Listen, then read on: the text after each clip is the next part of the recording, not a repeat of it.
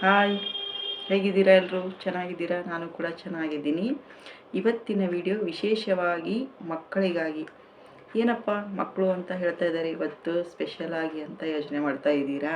ಹೌದು. ಏನು ಅಂತಂತಂದರೆ, ನಾಳೆ ಕರ್ನಾಟಕ ರಾಜ್ಯದ SSLC ಎಕ್ಸಾಮ್ ಪ್ರಾರಂಭವಾಗಲಿದೆ. ಹಾಗಾಗಿ ಯಾರೆಲ್ಲ SSLC ಎಕ್ಸಾಮ್ ಬರೀತಾ ಇದ್ದೀರಾ ಅವರೆಲ್ಲರಿಗೂ ನನ್ನ ಕಡೆಯಿಂದ ಶುಭ ಹಾರೈಕೆಯನ್ನು ತಿಳಿಸ್ತಾ ಇದ್ದೀನಿ. ಏನು ಅಂತಂತಂದರೆ, ಪ್ರತಿಯೊಬ್ಬ ವಿದ್ಯಾರ್ಥಿನಿಯರು ಆರಾಮಾಗಿ ಕೂಲಾಗಿ ಎಕ್ಸಾಮ್ ಹಾಲ್ಗೆ ಹೋಗಿ ಎಕ್ಸಾಮನ್ನು ಬರೆದು ಬನ್ನಿ. ಹಾಗೆ ಸಮಯಕ್ಕಿಂತ ಮುಂಚೆನೇ ನೀವು ಎಕ್ಸಾಮ್ ಹಾಲಲ್ಲಿ ಇರ್ತಕ್ಕಂಥದ್ದು.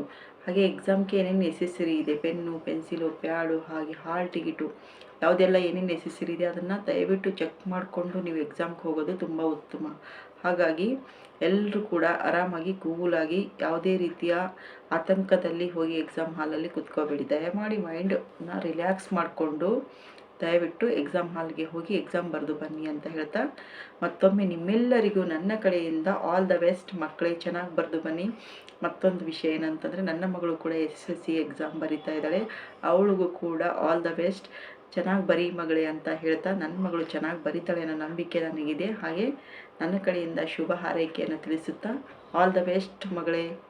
ಮತ್ತೊಮ್ಮೆ ಮಗದೊಮ್ಮೆ ಕರ್ನಾಟಕ ರಾಜ್ಯದ ವಿದ್ಯಾರ್ಥಿನಿಯರಿಗೆ ನನ್ನ ಕಡೆಯಿಂದ ಆಲ್ ದ ಬೆಸ್ಟ್.